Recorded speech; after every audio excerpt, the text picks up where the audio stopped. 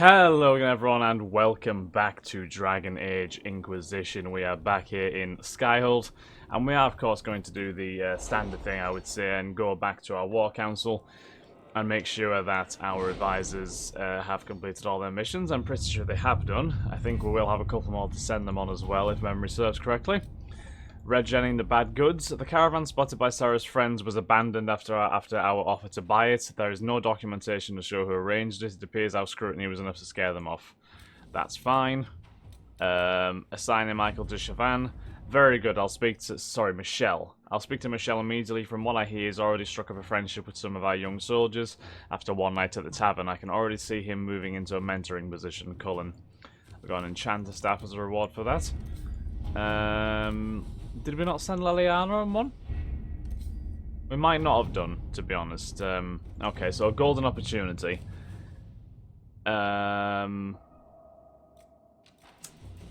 Inquisitor, how things have changed. When we first arrived at Skyhold, we would have been lucky to have the elite of Halim Sharal even acknowledge our presence. Now that we've occupied Suladin Keep and can no longer be ignored, a group of merchants and noblemen have approached me with a proposal. They say that since the Inquisition is currently better placed to keep order in the Dales than even the Imperial throne, they would like to set up a consortium of sorts. An Inquisition ambassador at their side will, according to them, aid communication and allow us to keep their interests safe, even as they promote ours. It's worth considering, your worship. Allow me to send the ambassadors, and I shall begin the arrangements for this consortium. Yeah, that sounds like a good deal to me. Right, trouble of Red Gen is I'll never understand how they function with the same name. A memo from Liliana written on a letter from Sarah. Sometimes we trade off baddies.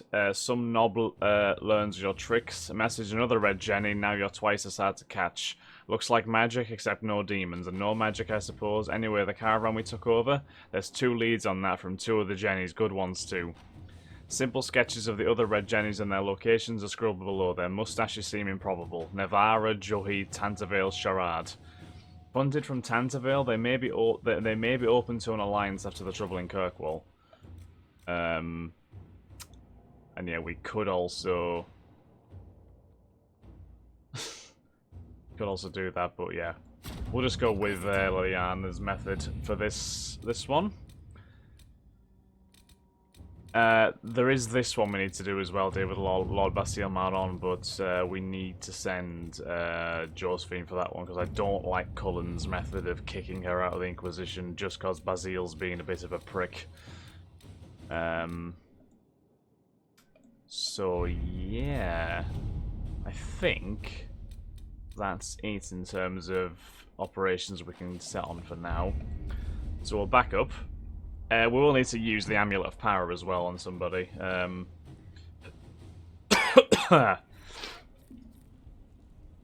we go. Right, the Amulet of Power is Sarah only. Okay, fair enough.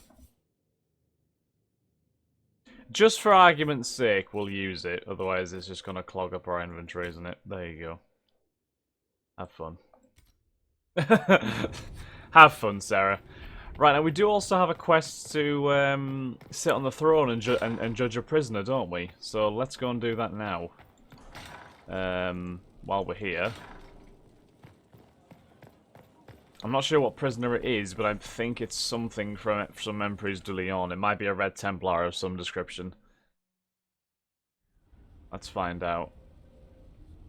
Mistress Poulin of Sarnia is yes, of course. the Red Templars in the Dales. Yes, that makes sense. She sold a quarry to them for a handsome sum. They used the quarry to grow red lyrium by enslaving townspeople. The only extenuating circumstance, Mistress Poulin was procuring supplies to keep the remaining townspeople fed. I'll listen to a defense, yeah. If you'd like to explain your intentions, speak. My crime was misjudgment. The land sale was meant to bring prosperity in hard times.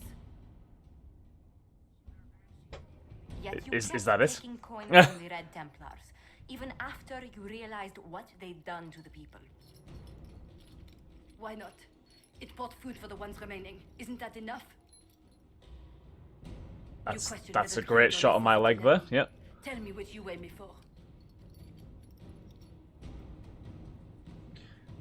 I mean, okay, so we can have her rebuild the town, put her to work, treason deserves death so we can execute her, we can let her go, or I'm taking all your money. Well, we're not going to take her money, because that's just the ultimate dick move to do.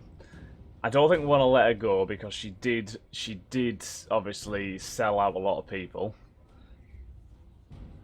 I think I'm going to have her rebuild the town. I think that's probably the best method to go for right now, I think. Because what she did was bad. However, she did have some good intentions behind it, so we can't judge her that harshly, I don't think. Yeah, we're gonna have her rebuild the town. Mistress Poulin, you will spend all your ill-earned money We got rebuilding most the town approval, of yeah. Sarnia. If the townspeople forgive you, your debt to them is paid. Your worship, I will do my best to repair what I have done. Thank you. So the only person who slightly disapproved of my decision there was Iron Bull. Everyone else was either slightly approved or approved normally. So, yeah, I think we can be quite satisfied with that outcome. I think. Right. So let's just have a little gander at our journal now.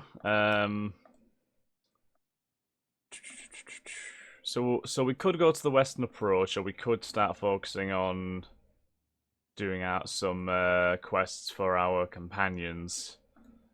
Yeah, we need to return to Cullen about the quarry. Let's go and do that first. I'm not 100% sure where Cullen is. Oh, he's up there somewhere. Okay, we'll just go down there then. We shall go down there. Yeah, so at least in this situation, Poulin can at least use what she did to further benefit Sarnia and try and get it back to what it was before the Red Templars marched in and ruined everything.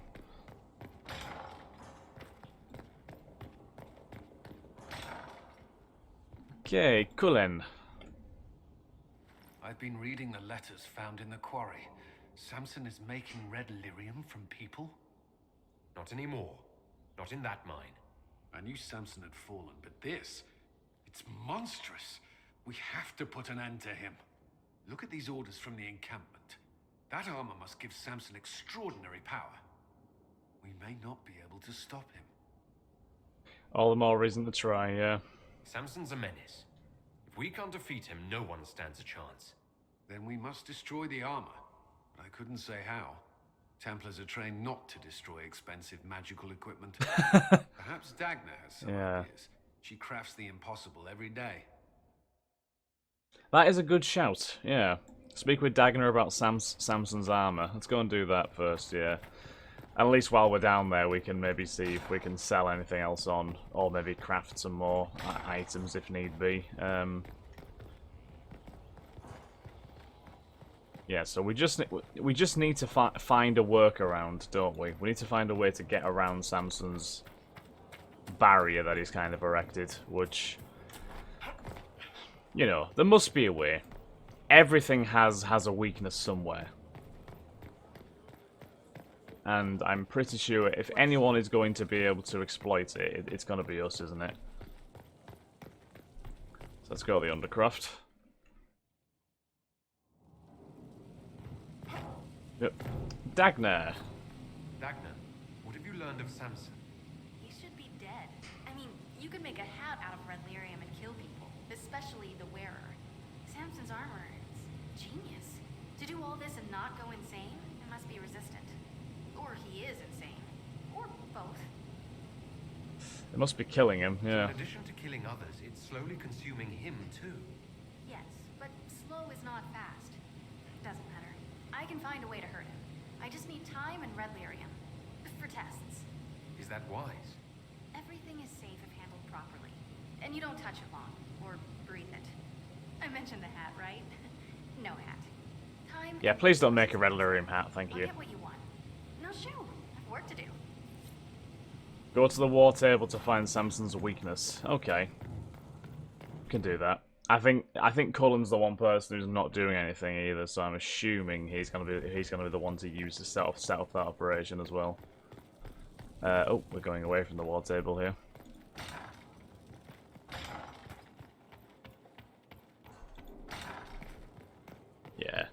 I trust Dagna. She does seem to know what she's doing, and as dangerous as Red Lyrium is, I'm sure she'll be smart enough to, you know, use it correctly, I guess. Find some. Oh, we can't use Cullen.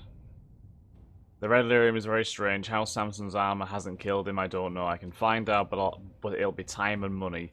Tools, tests, and some books I remember from a circle or two. If they aren't stolen or burned, in which case I'll need to write them, and ink isn't cheap, Dagna. So we can't do that yet. That's fine.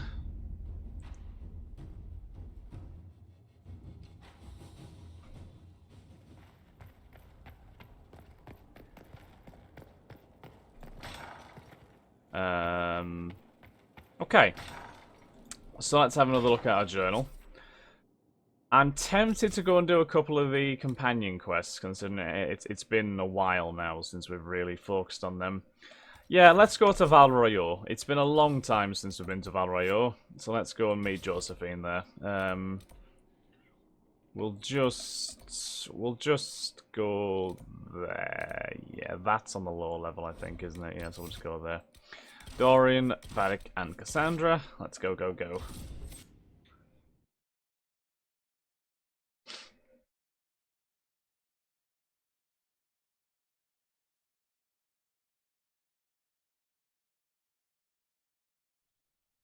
So this quest for Josephine is to try and save the Montelier name, isn't it? Because her family has fallen on hard times.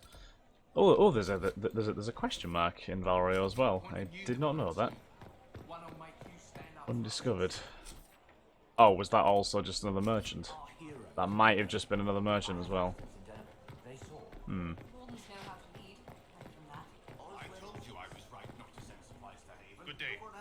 Good day. Right. I'm pretty sure we were quite thorough when it comes to Val Royeaux, so don't have much more to discover. Inquisitor, welcome. Thanks to your investment, I have all manner of runners scouring the wake of your adventures. Oh, good. If there's a tome that eludes you, I will endeavor to fill the gaps. I will not deny you a good story nor valuable information. Oh, good. Tonic. Oh, is it just all recipes he has?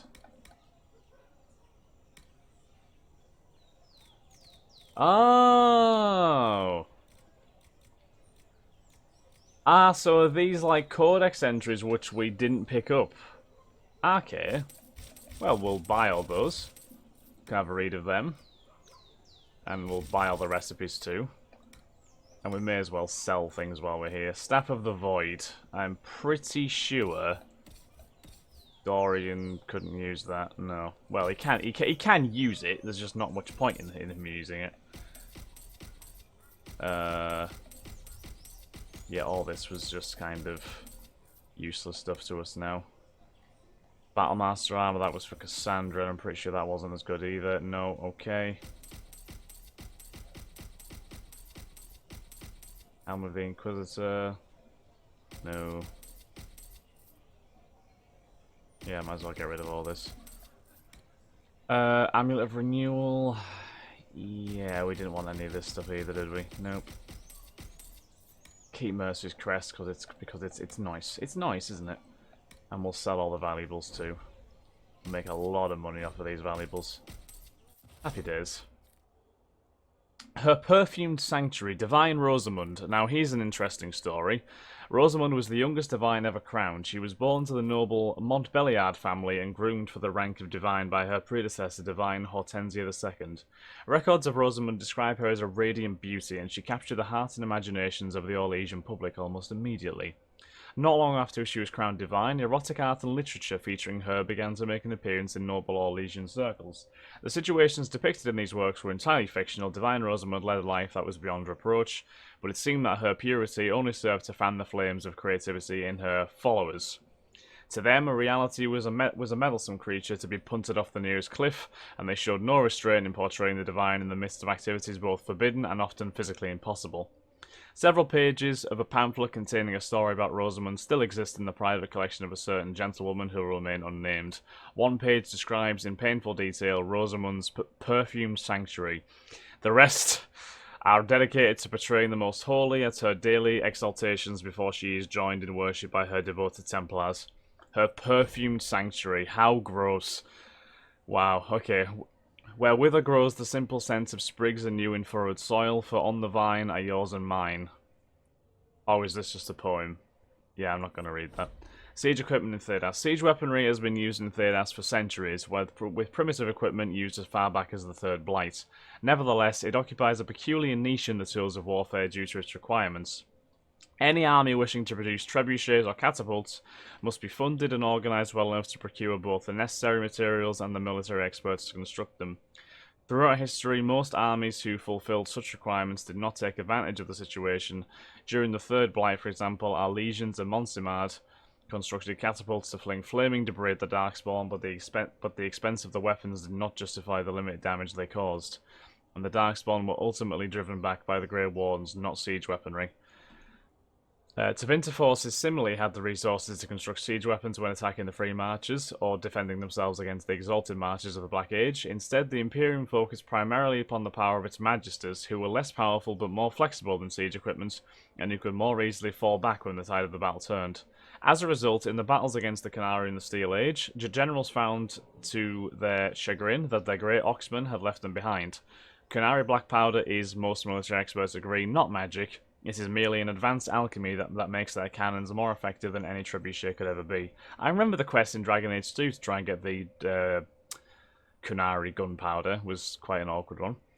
Nevertheless, there remains hope. As centuries have passed since the last blight and mages are now safely held in the circles where they harm none, the experts of Ferelden and Orlais may once again turn their great minds to learning. We need no magic, not why the minds of men survive unfettered.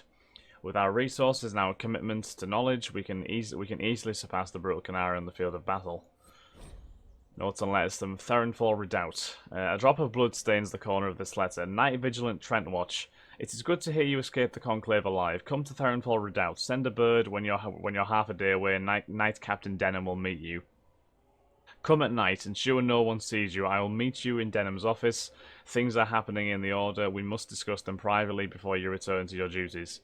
Lord Seeker Lucius Corina scrawled note. Is that like a weird capitalized A there? Whatever comes, follow the instructions in the shipment to the letter. The officers know what they've signed on for, but don't start all the night on Red Lyrium at once. Use the amounts we've parceled out. Give them medicine for the pain. They need to be ready to fight again soon enough.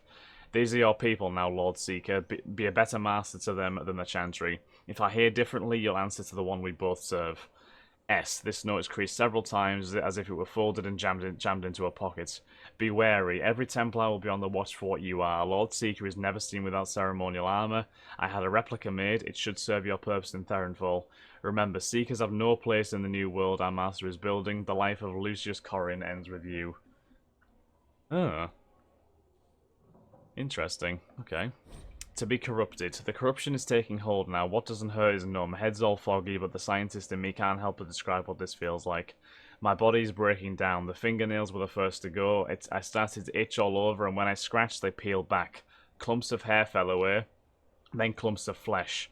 I hear a song in my head. It's deafening. The most beautiful thing I've ever heard, but I don't hear it with my ears. It's in my brain, a blissful sound. This must be the call for which the Darkspawn yearn, with what causes them to dig so feverishly. I'd still rather die. Suppose that's something. Oh, Jesus. That's a Grey Warden. A nutty affair. Several months after Clemence II died, rumours that she had been a man in disguise began circulating in Val Royeaux. The gossip was eventually traced back to one sister Constance, who was present when the Divine's body was cleaned and dressed for her funeral. Constance had a weakness for barley wine and spoke of Clemence II's sensitive matter to a local tavern keep after having imbibed large quantities of the beverage. Revered Mother Estelle put the rumours to rest by declaring that she had also aided the sisters in dressing the late Divine's body for her cremation, and knew for a fact that Clemence II was a woman. She went on to say that Sister Constance was mistaken. What she saw was in actuality, a squirrel that had clambered in through an open window and come to rest between the Divine's legs. Oh. I see. Right. Right. Vandal... What are these Codex entries? They're talking about really sensitive areas.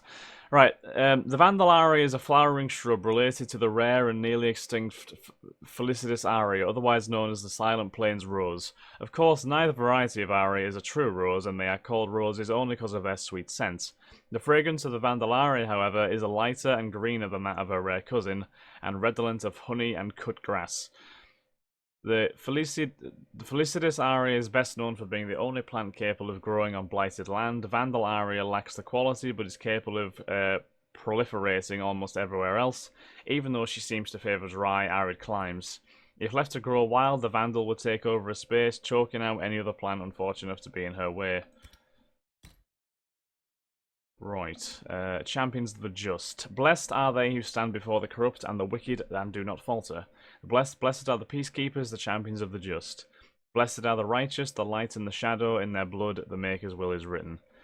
When Andraste preached these verses, she offered her followers a path of virtue. In their blood the Maker's will is written is usually interpreted to mean sacrificing one's life for a righteous cause. But like most of the chants, deeper meaning hides beneath the surface. In their blood can be understood as a reference to continuity, an unbroken line of humble behaviour required to please the Maker.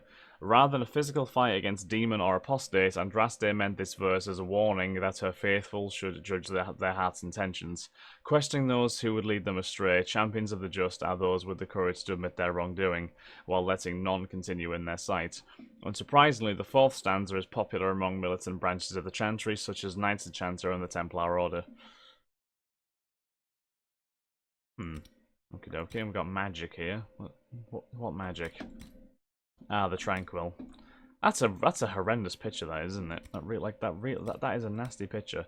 The Tranquil are the least understood but most visible members of the Circle. Every city of respectable size boasts a Circle of Magi's shop, and every one of these shops is run by a Tranquil proprietor.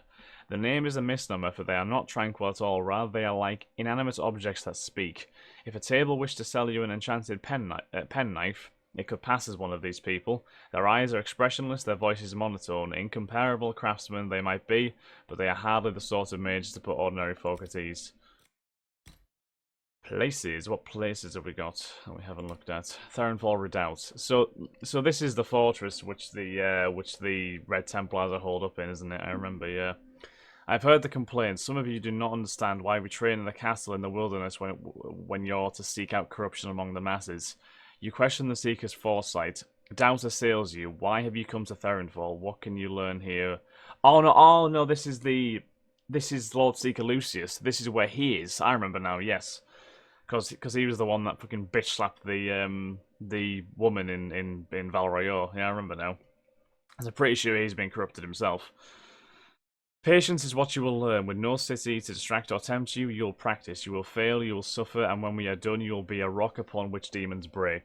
And now let us begin. This transcription of a speech by Lord Seeker Alderai to a batch of students beginning advanced lessons is dated 770 Storm. The Seekers used Therenfall Redoubt as a training ground until around 899 Blessed, when their finances were insufficient to keep the fortress in desirable condition. Okay, and Tales we're not going to read, but let's just make sure that we have crossed it off at least. Can't see what there it is. Majestic bastards. Nice. Okay, so we're going to end this episode here, guys, after that little reading session, and then in the next episode we will see what else we can buy here, and then we'll go and deal with Josephine's quest. So thank you very much for watching, I hope you have enjoyed. If you have, then please like, comment, subscribe, and share, and I shall catch you all in the next episode of Dragon Age Inquisition. Thanks again, guys, have a lovely day, bye-bye.